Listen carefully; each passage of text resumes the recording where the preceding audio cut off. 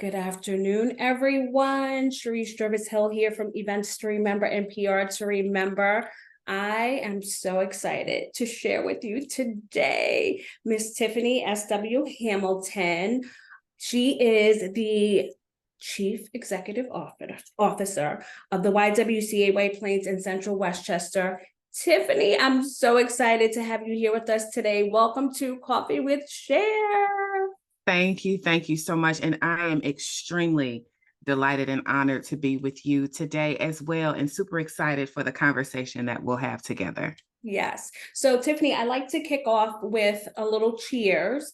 I have coffee in my mug. I don't know what you have in yours. If you're coffee, tea, you're hydrating with water, whatever it is, let's do a little cheers. Absolutely. Cheers, Cheers to cheers. you. I love that mug. Thank YWCA, you. yes. All right, so Tiffany, let's get into it. So tell me a little bit about your organization and how you got started, how the organization got started, and also, how you got started as how you became of the CEO of the organization. For sure, for sure. And I'm gonna respond a little differently because that's just been my style my entire life, and I've embraced that, right? So the organization that I actually started with was the organization of me. And I think before we step into entrepreneurship or leadership, we definitely have to be grounded in who you are as an individual organization. And the reason I start with that, because that hasn't always been my story. Mm-hmm. Right. In my background, you'll see technology. I studied computer science in college because they said I was smart and I would make a lot of money, not realizing that was my hobby, not my assignment. Right. Mm. And so getting into this work of service, of advocacy and access started with owning, understanding, and accepting my assignment is to fight. Now, not in the physical, because I don't want anyone get nervous thinking about to put some gloves on, but fighting for access and equity and opportunity. But that I first had to start with the CEO of ME, right? Mm-hmm. And understanding my assignment was not to become, the CEO of Starbucks or Walgreens or to lead a Fortune 500. It was to do the work for the least of these. And then I was like, okay, how do I do that? Mm-hmm. And people would always say, you speak so well. When you talk with folks, you motivate them, you inspire them, and you do that in a judge-free environment, in a judge-free way. Mm-hmm. And one of my mentors said, kiddo, people are going to start pulling on you to do work, and they're going to want you to do it for free. But you need to Mm-hmm. recognize that that is a skill and an asset that you bring into that space. So you need to monetize it. And I was in my mid 20s when he introduced this concept of an LLC. And guess what? I didn't listen. And people started asking me to do work, and I was doing it for free. And everybody was full, but I was empty. Mm. Did you guys hear that? All of the entrepreneurs, did you hear what she just said? Absolutely. Everybody was full, but I was empty. And so I had to realize that, all right, I'm recognizing what my skill, gift, talent, and asset is for spaces. How do I monetize that? So then I had to begin to educate myself on building not only the infrastructure, but I also had to build a network according to my weaknesses. So Mm. that required me to be 100 with myself to say, hey, you're an amazing speaker and networker and inspirer, but let's work on those business practices. Do you understand business acumen? Do you understand contracts? Do you understand the difference between S Corp, LLC, and all of these different things? And it was like, I need to build my starting five to support where I perhaps lack. So anyway, all of those things led to me recognizing that if my assignment is service, I Mm-hmm. also had to recognize this particular industry isn't the industry that's going to generate wealth Mm-hmm. for my great great grandchildren, right? So, how do I take that asset, create a space to house that in an LLC while still working for an organization that allows me to fulfill the mission of eliminating racism and empowering women, right? And doing all of that work in self allowed me, I believe, to walk into some spaces where some folks said I shouldn't be or was Mm. underqualified to be, Mm. right? So the second thing, listen, Sharice, I'm just going. But the second thing was, in addition to doing that work on me, I also had to prepare myself to clear out the noise, Mm-hmm. because there will be things that tell you you are underqualified and unskilled, but Yeah. in your heart and in your mind that this is where I'm supposed to be. So those were a couple of things that I had to work on. I had to start first with me understanding my gifts and my assets. Hmm. Then I had to understand the environment and then prepare myself for the noise and recognize that I am the same Tiffany in all of these spaces. Yes. I've not had to change, shift, or modify. I only had to grow and preserve, grow the skill, grow the talent, grow the knowledge, and then preserve it because I can't continue to fill everybody up and I be empty. Empty. So, Yes. mhm. Oh my goodness. Love it. Love it. Love it. Love it. You just dropped so many nuggets that, our entrepreneurs are going to love and really appreciate and hear that this is why it's important for them to really kind of do that work. So, and what you do, I mean, what your organization does, the YW is incredible. Tell us a little bit about the organization. Absolutely. So in the beginning, when I talked about I fight for a living, I mean that literally has been my story since elementary school. When the person was getting bullied, they would call Tiffany because I could negotiate myself out of some of the toughest situations. Now listen, I wasn't a little scrappy one, physically violent, but it was something about this mouth that could either Mm, get us into or out of some things. And so the work that I do at the YW is bringing voice to the least of these, right? mm, Bringing voice to the women that have been disempowered, whether it was by broken relationships or broken work experiences, mm, being underemployed, working with our economic empowerment, where we take women and we ensure that they are skilled appropriately to be able to work in the workforce, but then also knowledgeable about mm, negotiating salary, what their worth is, connecting them with the resources to build beyond where they are, whether mm, it's our women's residence, where we house 193 women in our supportive housing to bring in those wraparound services to navigate one of the wealthiest counties yeah. in the country with very little. Mm, Right.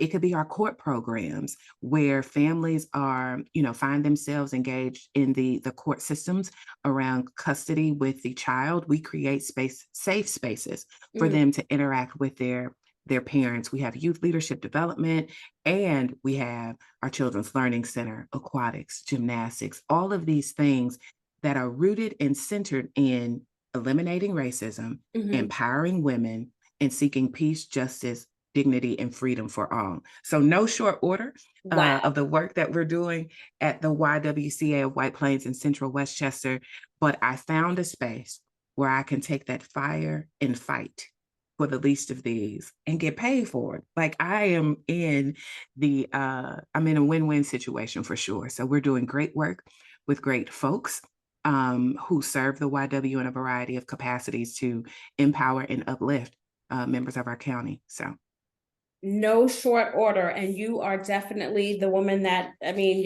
you're amazing, and I'm happy that we have this space to share the Tiffany with everyone because she is amazing.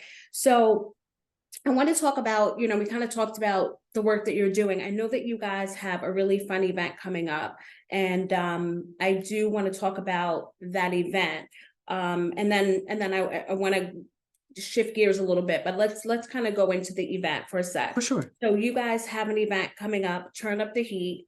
Hmm. It's October 19th, and it's going to be at the Women's Club of White Plains, 6:30 to 9:30. And what I love is you have an entrepreneur element in this. So we have women entrepreneurs that are going to be there. I'll let you kind of talk about it, but tell Absolutely. everybody about that event because that really sounds exciting. And I wish I could be there. I'm going to be in North Carolina. I would be there with you guys. Listen, we So know that you would. We know that you would. Just bring me some of that seafood back from North yeah. Carolina. I love North Carolina. So turn up the heat. It is okay. So my commitment is always to use my platform to Mhm, lift up and shine the light on those businesses that are often in the shadows. And that's not to say that all the businesses that will be there are in the shadows, but what we do know, because the data says that mhm, women entrepreneurs earn less than their male counterparts. And then when you get specific with the data around women of color, that mhm. number gets even smaller. So I want to make sure that we're using our platform to shine the light on women-owned businesses and uplift um, women of color owned businesses in these spaces. So it is legit a party with a purpose.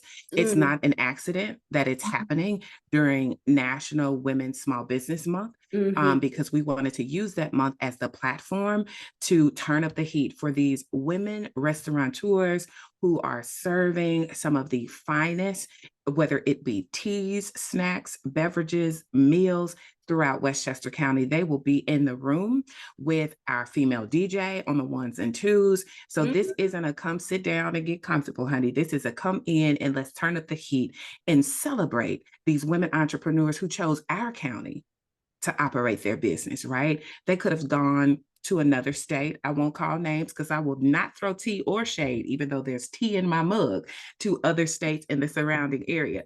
They've chosen our county. So let's make room and space for them to celebrate them and bring folks in the building that can then pour into their businesses, right? And so, what better way to do that than some good food, some good music, good company, and networking? So, hopefully, folks will join us on the 19th and turn up the heat. And I wanted to ensure that it was affordable for folks to attend. Mhm. Right. Because the resources that we are raising are going directly to the programs and services that we offer at the YW. Mhm. Right. And so these women are coming into the room supporting our mission, yes, by being present. And your ticket will cover beverages, it will cover the food that's served that day, Mhm. and the resources going back into the programs that we offer at the YW. So it again, legit is a party with a purpose. I love it. I love it. It sounds amazing. I know it's going to be amazing because you have an amazing team. And I do want to share the website if anyone wants to get tickets. It's the YWCA YW. I'm sorry, let me repeat that. YWCA WPCW.org. And the ticket link is right on the website. So Absolutely. YWCA YPCW.org if you guys want to get tickets. For So sure. all right. So, Tiffany, I want to just backtrack a little bit. Tell me about, and I think it's pretty clear, but I do want to ask this question. Tell me about what sets you apart from your competition. You know, that's a good question. Because if you ask, if I'm with my girlfriends and they're like, what sets you apart from your competition? My response is my only competition is me, Me. right? Mhm. Because sometimes the noise gets in my own head. Sometimes I am not as always as timely in my efforts and in my work as I should be. And Mhm. that has nothing to do with the other service organizations. That has nothing to do with the isms that I'm combating. It has everything to do with me. And Mm. so it sounds a bit narcissistic, but it is a very reflective and mature review of, listen, the only person that can get in my way first is me. So I think that's the first thing that sets me apart. The second thing is I literally did not want any of this work. It is directly tied to an assignment, Mm. right? That I believe is on my life while I'm here on this side of the dirt, right? So when you think about being an entrepreneur, I did not want the assignment of having to share overcoming a domestically violent relationship, Mhm. overcoming being a single mother, working full time, going to school full time. I wouldn't have signed up for that to be my story. Yeah. And and then never would I have signed up for that to be a part of my narrative to share with folks. But Mm. there's healing in that, right? There's healing and help when we stop trying to show up and look like what the Instagram post should say or what we think the Forbes magazine will respond to, and just show up in the fullness of you and operate in a truth and a focus on what your asset and your skill is and stay the course on that. That's what's going to set you apart. The minute we try to look at the competition and become that and beat that, then Mhm. you've taken the target off of what your focus is and what your Mm. assignment is. And I think that's what sets me apart. You don't see me walking into rooms talking to construction companies on how they should focus on, what materials to use. You will see me walking in partnership with community building boards and construction companies and talking about gentrification and redlining and access to poor families for Mhm. affordable housing, right? So what sets me apart is understanding very clearly what my lane is. and what my strengths are, building a team to support where I may lack, and then staying the course on that. So I think those are things that I constantly, and that's not easy for me. Mhm. Absolutely, I would love to be the nonprofit that has the $100 million budget that we're operating for. Absolutely, I want to have modern facilities, but that is not where I'm supposed to be. I'm Mhm. supposed to be on the journey to get us there, Yes. right? And I may not even get to that finish line, but I am a part of the journey along the way. And so for me, whether that's the work I do with the YW or the work that I do within the LLC, I've got to stay focused, and keep in mind that really the first competition is myself. I love Stay that. true. Yeah, stay true to that assignment, because the minute you take the eye off and you start looking around, that's when Mhm. you start stumbling along the way. Yeah, no, I love that. I love that answer. All right, so Tiffany, as we wrap up, I want to this is my favorite question, and I feel like you've dropped so many nuggets today. Oh my goodness. What advice would you share with um, a new entrepreneur, someone who's just starting out and they may be having a rough time? I mean, we know starting a business, it's not easy, or someone who maybe has a business that they've had for a really long time and they're kind of in a slump and they just need something to kind of get them through today. What advice would you share with that person? Mm. So the first thing I'll start with is that we have to. Do I want to say it? Yes, I'll say it. So we need to look at who's at the table with us, who's Mm, a part of our boardroom, right? Because as an entrepreneur, the people at the table that is around the table, whether they are there because they bring a skill that maybe you don't have, mm-hmm, those folks should have picked up on the slump before we got in the slump. mm, Those folks, if we were engaging with them with a level of intentionality and truthfulness and authenticity about where we are, what we're working on, those folks around your intimate table, your advisors, your starting five, whatever you call them, mm-hmm, they should be able to pick up on the slump before you're in the slump. So we would have to start there first. Who's at your table? mm, And do they know their role and their assignment and what you need? And that's the other thing. As entrepreneurs and leaders in spaces, we have to bring voice to the things that we need.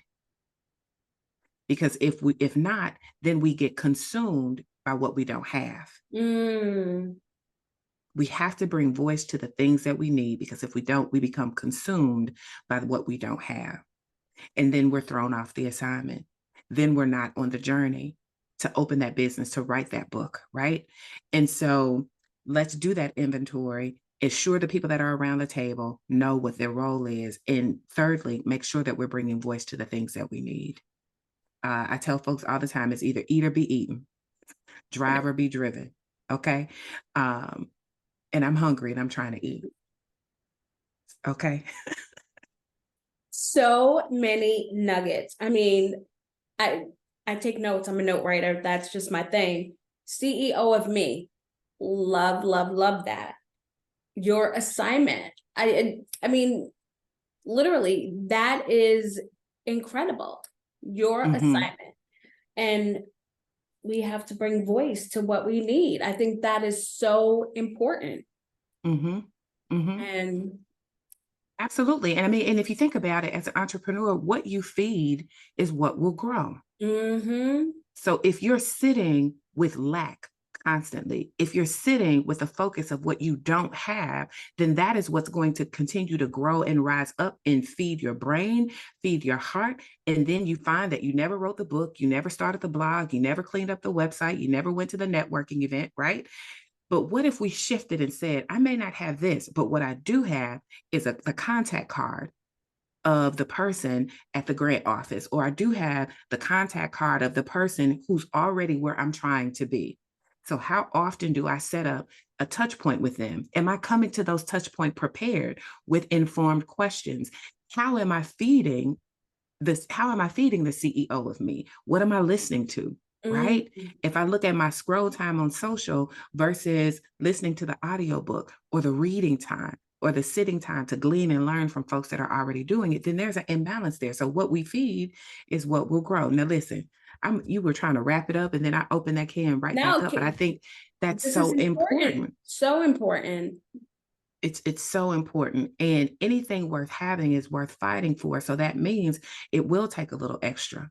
It will take maybe getting up early or staying up late, or maybe both in a defined period of time. But if Mhm. you find that you're staying up late and getting up early, and that's been your life for a year or two, well, maybe I don't have the best business plan. Mhm. Maybe I'm not being effective with my meetings and my time, because anything that's a part of your assignment shouldn't drain you to where you're empty. So that Mm. means I have to control what I can control. That's the time that I spend on topic, the time that I spend meeting with folks, and then the time I sit reflecting, looking at the plan. Am I on target with the goals that I set for 90 days? Wait a minute, Tiffany, what you mean the goals that? Yeah, if you haven't named your time before you receive it, then it's going to go wherever that day says it should go. Yeah. So these are all strategies and practices that we have to put in place And to being intentional. It's everything that you're saying is really about being intentional in mhm, all of these different ways. So absolutely. absolutely, such great nuggets. Tiffany, tell everyone where they can find you. Absolutely. Listen, you definitely can find me at 515 North Street at the YWCA. But if you happen to be on LinkedIn, I'm definitely on LinkedIn and Instagram, Tiffany S.W. Hamilton, or TSW Hamilton on Instagram. So look forward to connecting with you all. This was amazing, as I knew it would be. Tiffany, I know that you are a busy woman. You have your assignments that you need to get done. So I'm going to let you go. Thank you so much for Thank sharing. you so I much. mean, incredible, Thanks for incredible. having me. Talk to Thank you you. soon. Okay. Bye-bye.